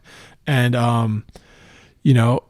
that entire time I was running stages and there was a festival whose name I won't mention. But I was running a festival stage for a number of years, and like my relationship with that festival led me to working with Golden Voice and Coachella. But I literally worked myself until my back broke last year. Man. And when my back broke, I mean, all I can say is it happened at the right time. Mm-hmm. Like if there hadn't been a global pandemic and I had to watch while I was going into surgery and recovering from surgery and watching all my contemporaries like post like, videos and stories and like, hey, check it out. I'm in South America. Hey, I'm doing this tour, like it would have crushed my soul. Totally. Like being able to kind of, like just hunker down and weather the storm that was the pandemic, and much less be able to have my health restored, through surgery was, I can't believe it happened at that time, like it happened at just the right time. Yeah. And now you're all good now with your back. Now you're surfing, you're back in the water. Paddling out again. I'm doing core exercises. I'm drumming like hell. And you look great, and you're sober since that tour. Yeah. Wow. Like I'm just I wanted to feel life like on full blast. I didn't want any numbing agents, like I wanted to feel all of my feelings and like exposing it. As much as I loved being on the road, it was such a heavy touring schedule from like 2001 to like 2008. You guys like a party band? Oh yeah, I definitely fell into like the like sex, drugs, rock and roll. Like, wow.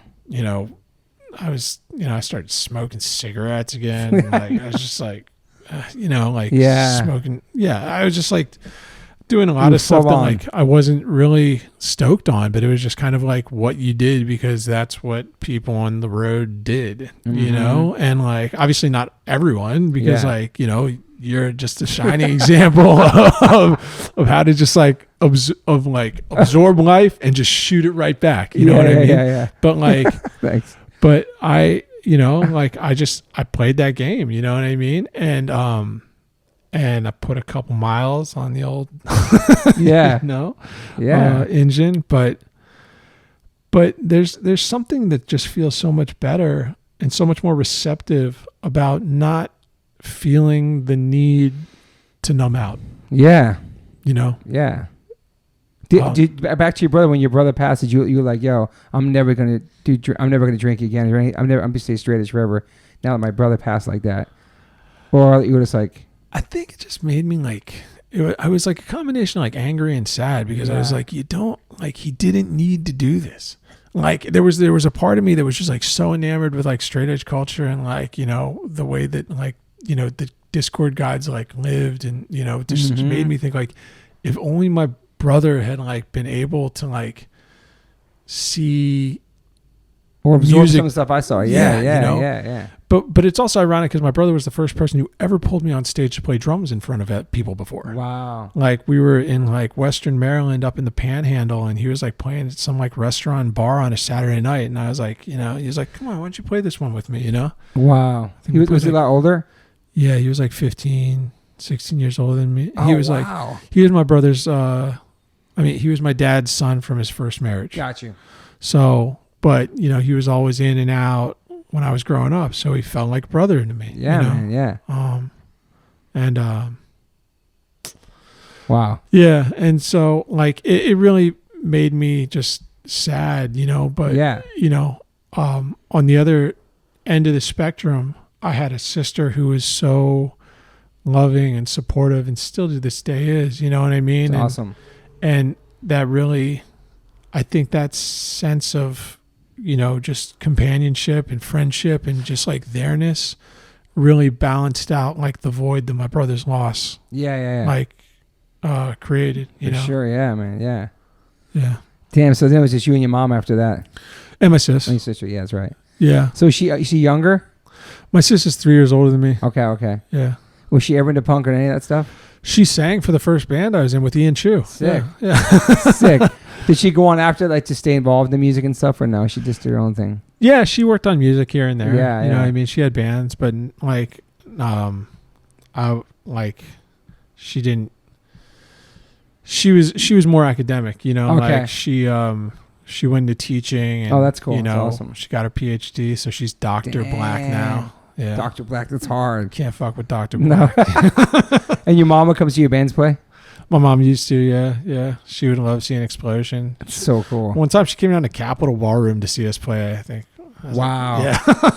It was the area back then, yeah. Yeah. Wow. So super supportive of your mom and your sister. And yeah, my mom was super supportive, and she was glad that like I actually went back and finished University of Maryland in like 2008, 2009. Yeah. Like she was stoked because even though I still haven't used the fucking degree, she was just like... She was just excited. You did it, right? Yeah, she was excited that I completed, the thing. So for now? I know you said the pandemic was the perfect time for your back, but is there anything last year that really, besides your back surgery, that I don't know, a new look on life or something you learned about yourself or something? I mean, what taught you? Just the fact that like even when things like think and feel like they're falling apart, that might just be like the perfect time for things to like heal and regrow. You know what I mean? Great like point. I needed that break so I could heal insanity. And at the same time, I was able to meet up with some guys, Michael Cotterman from Title Tracks, Kid Dynamite, awesome. Loved ones. He's living out here in Los Angeles. Oh, perfect. And so I'm telling him like, man, we got to get a band. Like if I find something, I'm going to hook you in. Okay. And lo and behold, John Coyle from Outspoken is working with his friend Sam Velde. Okay. Sam Velde used to sing for Bluebird and Obliterations and Night Horse. Okay. And so you have this kind of like LA, Orange County, like writing project that's going on. Awesome. And they're writing all this stuff that sounds a lot like Soulside, like Rites of Spring, amazing, Gray Matter kind of stuff. Yeah. And they showed it to me, and I was like, yeah, this is what I'm going to do. So I played what felt natural to me when they showed me the guitar parts. And Sam was there kind of like coaching, like being like, yeah, this is like kind of like where I want like a push-pull dynamic for this bridge. And it was just me and John Coyle like playing first. And like John was so stoked on what I was doing percussively. And then after our first time that we met up, I was like, what are you guys doing for a bass player? They're like, we don't have anybody. And I'm like, Michael Cotterman. Boom, so I got Michael. And so because Michael and I grew up in DC and like we got these messages of like, of everything Dischord pummeled into our head, both live and recorded. I think, they were stoked because we gave them like a compliment to like the sound that they were kind of like aesthetically striving for. Yeah, that's cool. And so now we got these demos that our friend Evan Weiss recorded in Highland Park. And we had Stephen McBean from Black Mountain. He mixed it. Sick. And then we had Brian McTiernan over in Baltimore. He mastered it for us. So now we got Awesome. these demos. And so I want to hear that shit. I love Soul Side too, man. yeah, so now we have this new band, Laughing Matter. It's called And- Laughing Matter? Okay. Yeah, and Laughing Matter got the life breathed into it while the pandemic was ravaging That's this amazing. country. Yeah, it's you know what I amazing. mean? Yeah. So not only did, I learned that in the past year that sometimes it takes a huge Pause. pause to make you kind of readdress what's important and heal. But you just never know what's going to come. You just never know what's going to grow out of the unexpected. Yeah. When do you think this band's going to come out? When the music will come out? We got the demos now, but we're kind of talking about what we should do with it. Yeah. You dropped that shit. Yeah. Yeah. Well, What's the last show you played? Live show. I think the last show I played was it was either March 9th or March 10th with Explosion. Oh, that's the one you told me. Yeah, at the Bowery. Yeah, That's right. At the Bowery Ballroom in New Wow, York. that's right. While shows were being canceled. Yeah. Wow, man. Damn. Was that kind of the reunion little run you're going to do? Was that kind of a reunion thing back then or no? Every couple years, Explosion gets asked to do some good stuff or Punk Rock Bowling or the Bouncing Souls will ask us to do something or and the band still has our chops together that we can get together, just have one or two practices and then play a couple sets. So yeah, it's awesome. Yeah, we're all still good. So everything still works, Do you have any regrets in your life?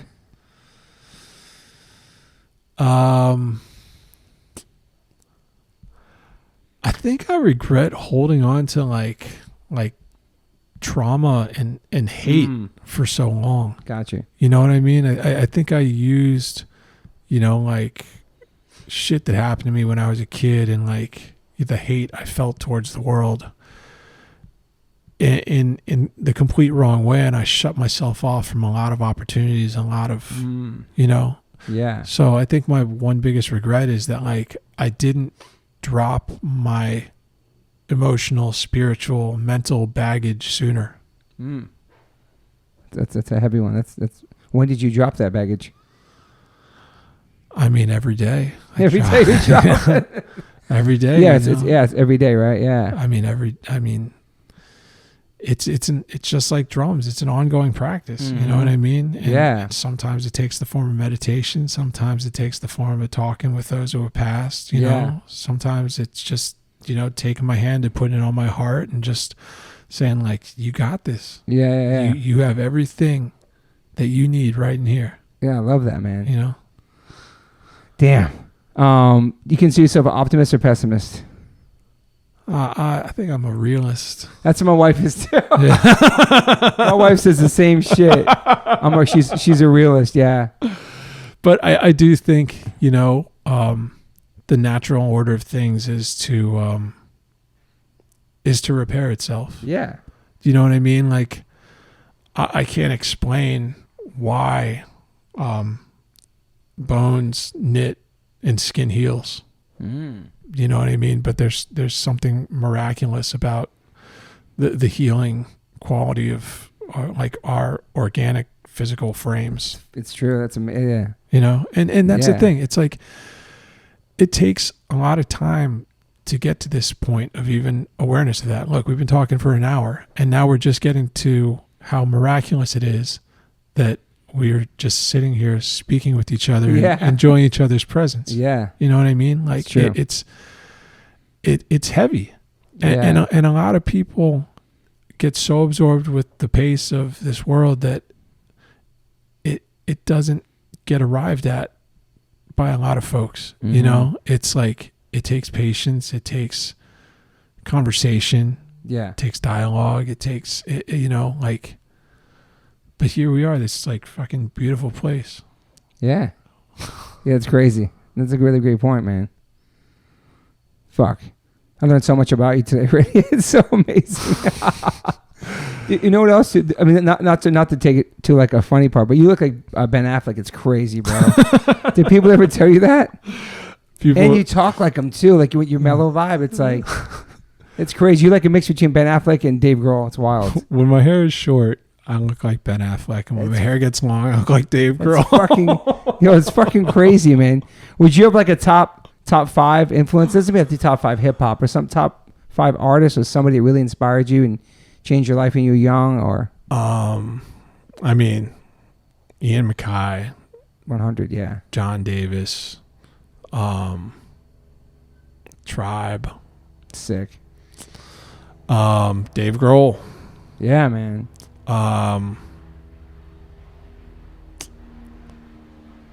Any Gogo in there?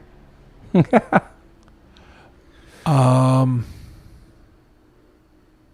got Ian, Dave Grohl, Tribe, John Davis. Not John Davis from Korn, but John Davis from Korn. I mean, it's hard, right? It is hard, you know what I mean? It's hard to do a top 5 of anything. Yeah. Especially hip hop. I mean, the other hip hop artists that I loved growing up were, I love Del.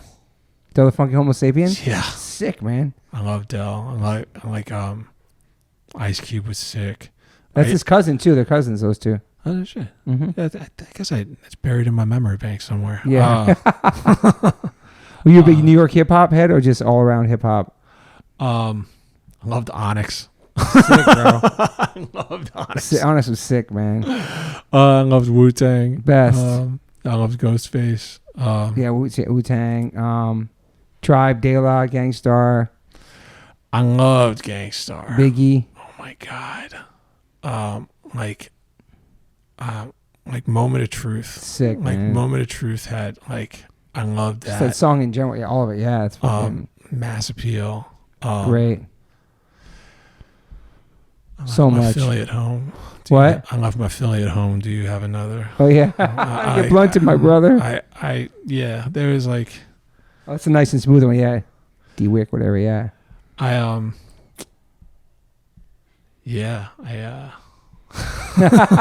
Ian's a top one for you. Yeah.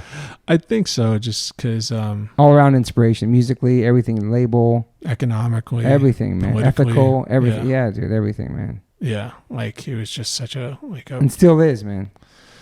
Yeah, he really is, man. You know, really lives it. He's so accessible and he's so just kind and totally honest. Yeah, real. Yeah, everything. Yeah. Fuck, man. Let's talk about how underrated Soul Side is as well. Soul Side, Scream, fucking Gray Matter, man. Yeah. Fuck. Amazing groups, man. I and I think that was kind of, it was a great natural progression from hardcore. You know what I mean? Yeah, totally. But it's weird for me to talk about it because I was so young at the time that it was happening. I feel like I didn't really get it. You know what I mean? Yeah, I can listen to those records as an afterthought, but and recognize how amazing they are. But when Revolution Summer was happening, I was fucking 6. Mm-hmm. You know what I mean? Yeah. It was another 6-7 years before I started going to shows. Yeah. And it was also weird because at the beginning of the 90s, Nirvana had already broke. Yep. And alternative was already a thing, so I was kind of, I was listening to Sammy do an interview the other day. Sammy from Side by Side. Yeah. Gorilla Biscuits. Sammy Siegler, what up? Yep. And I was just thinking, it's he's not that much older than me, mm-hmm. but just those couple years and the time and the place, totally different trajectory. It's crazy, man. And Judge, Shelter. Exactly. Side by Side, Gorilla Biscuits. It's filling in for fucking Ernie every once in a while. You know what I mean? It's just when I listened to him and the bands that he'd been in, I was crazy. Maybe Project X2 he was in it, maybe, and then Civ, obviously. Wow. Yeah. And I was thinking, okay, I shouldn't compare myself to him because he had a completely different set of circumstances. You know what I mean? Yeah. But I just respect the hell out of him, and I love the way he plays drums. Mm-hmm. But obviously the first thing that went through my mind is man, this guy has played for iconic New York hardcore bands. I've only played for some of the most obscure bands you've never heard of, but I've got these little things here and there that people are just like, oh yeah, I've heard of that. Oh yeah, I've heard of that. That's cool. You know what I mean? But I cannot get into the game of comparing myself to others, because I know that the things that like I have are some of the things that other people probably pray for. You know what I mean? Totally, yeah, man. So I just look at, the mile markers that I've hit, and I'm just grateful. Yeah, man. That I got to be there. Yeah. Because, other people did what they did, but they didn't get to do what I did. And the things that I did, they have incredible meaning for me, and they brought me a lot of happiness and a lot of joy and a lot of peace. So, totally. And you're still doing it. You're still being creative. You're still making music, starting bands, playing drums. Yeah. Still continue to do it. It's for life, I do not want to slow down. Yeah, it's all you want to do and continue to do. I mean, I don't... Was there something besides music you ever wanted to do? Like, I don't want to do this no more? Like, I'm done with music? I mean, as you from this conversation, you know what I mean? Like you said, you learn a lot about me. Yeah. You know what I mean? Mm-hmm. And I feel like there's maybe a lot about me that like I should maybe, like, my thoughts and feelings, and I should probably start writing them down. You know what I mean? Like journaling and shit. Yeah. I mean, I do journal. It's therapeutic. I do journal therapeutically, but like I would like to, like, I've got a bunch of recorded audio documents of like my existence, but like, just you talking? No, just, in the form of like recordings. You Yeah. know what I mean? Yeah. But like a written document, I think I really should spend some time maybe just like writing some stuff out that I can be like, this is music that I contributed to, but these are, like thoughts, feelings, that I feel like I need to give freely to other people. Because I think that's what fucked me up so much about growing up. Everyone was trying to sell someone something, whether it's a broken TV or a broken answering machine. You know what I mean? Yeah. And the more time I spend on this earth, the more I realize that there's such incredible value in sharing what you have without trying to make a buck off it. I agree, man. And so I think 100%. I just 100%. need to take what I've learned and what I've absorbed and what I've felt and what I've experienced and what I've thought, so I can give it to others who might be in a place where they need a hand, or they need someone to listen, or they need their feelings validated and just to be heard, Would you write a book? I think that's what I would, like to do, but I just don't, like you start writing shit down. It's writing every day. It's like, like your journal. Your journal can become a book. Yeah. That's how you write songs. Just write down feelings, what you're going through, and then, you know what I mean? Yeah. Same thing. Yeah. It's a cool journal. Just talking about it feels good, though.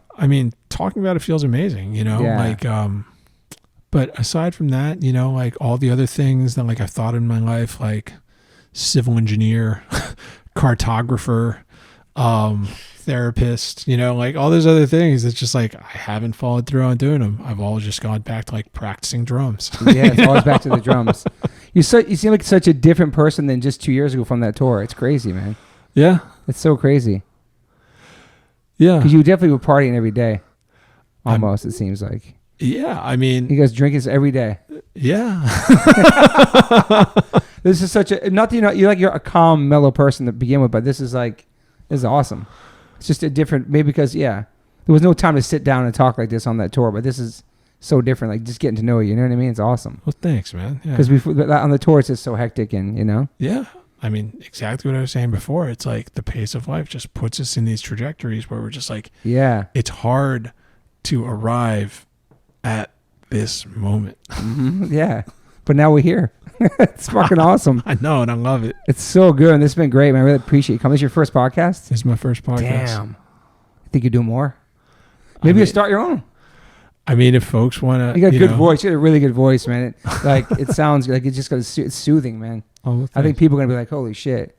Because not many people hear drummers talk about shit. You know what I'm saying? It's like... I mean, I'm about to have some drummers on. It's coming on too. It's gonna be like 3 I got coming on after you. I'll tell you after this, but hell yeah, more drummers and shit. You know, like I think drummers need to be given a mic more yeah. off stage, because a lot of times, like, the personality that goes along with the drummer is one who's like, I'm cool being back here. Yeah. I'll just keep my mouth shut and keep the time. You know what I mean? It's true. And I definitely fall into that persona of just like, I don't need to speak with my words, because I can just like subdivide time and just be here with you. Mm-hmm. You know? Yeah. But when you give a drummer a microphone, I don't know, man. It's kind of a gamble. You never know you never know what the hell they're going to say, because we're such weird people. It's a definitely interesting human, drummers, for sure. You have a favorite drummer? I mean, Grohl was a huge influence on me. Brendan Canty of Fugazi was a huge influence on me. I remember seeing Grohl playing Scream. It was sick. Man, back in the day, long bleached hair. It was fucking sick. I could not even imagine seeing that live force at that age playing with Scream. It was crazy. What about some New York drummers? Ernie. Oh yeah, I loved watching Ernie play. Mackie, of course. One of my faves, man. Dude. One of my faves, man. Sammy. Yeah. Mackie can play all types of music, and that's why you remind me of him, because you don't play just punk or hardcore, like hip hop, everything, R&B. Mackie plays everything. I mean, that's what I love about him. I think that's like one's responsibility as a drummer. It's like, if you really start sitting down, you really start practicing, then like you have to understand the vocabulary of different genres. You know, like I had to dissect and understand Gogo, because it was like, gratefully, it was kind of like in my blood and like in my pulse, because very young age, because I grew up around DC. But you know, things like bossa nova, like the genre of bossa nova, when I first heard it, was like overwhelming, and I couldn't like employ the multi hemispheres of one's body needed to accomplish the rhythm. Gotcha. It took me years to fully implement all 4 quadrants of my body to play a bossa nova beat. Wow. But I kept trying and I kept trying. I spent years just playing it wrong. You know what I mean? Yeah. But like, I kept trying, and now I could, like, you know, probably play for, you know, someone who needed a bossa nova drummer. You know what I mean? Yeah.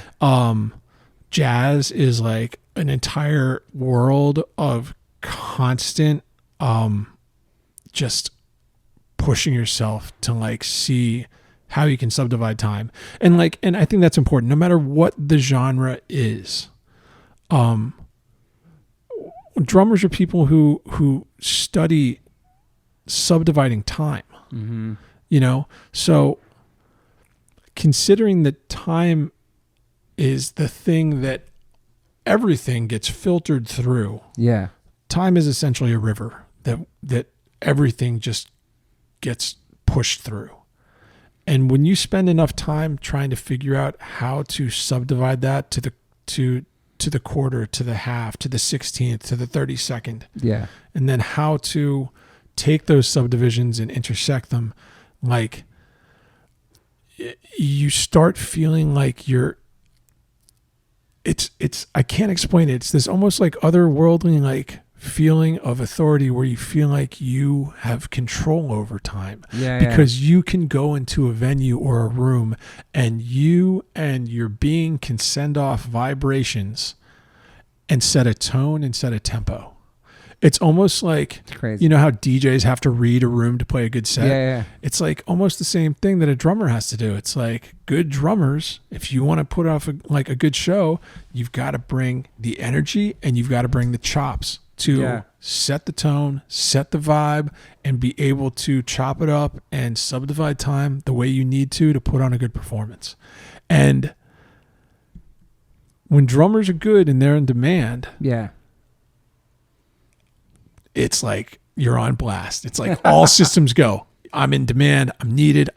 You know what I mean? But like, if you have a second to pause and you have a second to like observe the living organic world around you, then suddenly the tables are turned, and you have to accept the fact that you're not greater than this thing you're part of. Yeah. You're part of it, and time is actually filtering through you. It's interesting. That's amazing, actually. Yeah. You know, like Such an interesting perspective. Yeah, and I think I don't know how many drummers like really see it or like digest it that way, but I mean, if you make a lifetime practice out of dividing time, at some point you're gonna have to sit back and let time cut you up. Yeah. That's crazy. I never had like a drummer's perspective like that. Man, it was a good conversation today. It's almost 2 hours. Goes by fast, right? Yeah. Fuck, Andrew. Thank you so much for being here, man. Thank you for having me. Let me check man. my notes, make sure I covered anything with you. This guy fucking first podcast killed it. Negative your own podcast. I covered all the bands, everything I did in here. What were those? Dean Bala Thomas session. What was that? What is that? It's a certain set of beats you did at a certain studio. Yeah. Okay. I just went to New York and I tracked it was just like a bunch of drum breaks that I had for a long time, but I wanted to kind of get away from trying to engineer it myself. And okay. I was, my friend Dean had a studio in New York, and I was like, hey, can I just come into your studio and track some breaks? And he was like, totally. So can people buy your breaks anymore online? Yeah, I got a Bandcamp up. Okay. What is that? Black's Records Bandcamp? I'm pretty sure if you search Black's Record Bandcamp, you'll be able to find it. So people can buy your beats there. Yeah. And they can find you on social media, Black's Records, right? Yep. I'm at Black's Records on Instagram. And what, you have a website or anything too? No. No. I mean, one of these days I should probably put up a website with all the groups that I've played for over the years. Yeah. Yeah. Instead of them just resting in obscurity and the internet. There's this thing you could do on your Instagram. I saw it some the other day. It's like a LinkedIn account. So it's some link and you click on it. It has everything you've done. It has your YouTube. It has all your shit on one. I don't know. I saw it the other day. I haven't done it either, but I should do it. It has your website and everything all involved, and just one click and see everything you've done. It's like your bio, I guess. Huh. Should probably go update that. It's what the kids are doing these days. Well, thank you for being here. Congrats on being sober too. Since last time I saw you, it's awesome. Thanks, man. Look great. I hope to hang with you soon. Do some hiking or something. It sucks because now you live further now. I think 30 minutes away. Yeah, that's where Adam lives too. Adam lives out there too. Dude, it's so close. I know. Yeah, you should train with Adam out there. He trains people. It's a pretty sick gym out there, man. That's a good idea. I could use some core training. Yeah, he's killing it out there. All right, Andrew. Thank you so much for being here. Thanks for listening, everybody. Andrew Black, ladies and gentlemen. Hey y'all, Liquid Death's been so kind to give me a promo code. So for your first purchase on liquiddeath.com, go to liquiddeath.com/OLOC and you get a free set of koozies with your first purchase of H2O, still or sparkling. If not, you can try it also at Whole Foods or 7-Eleven. Use the promo code OLOC for your first purchase of Liquid Death. Thank you, Liquid Death, for your support. Appreciate you so much. Murder your thirst. H2O saves lives, y'all.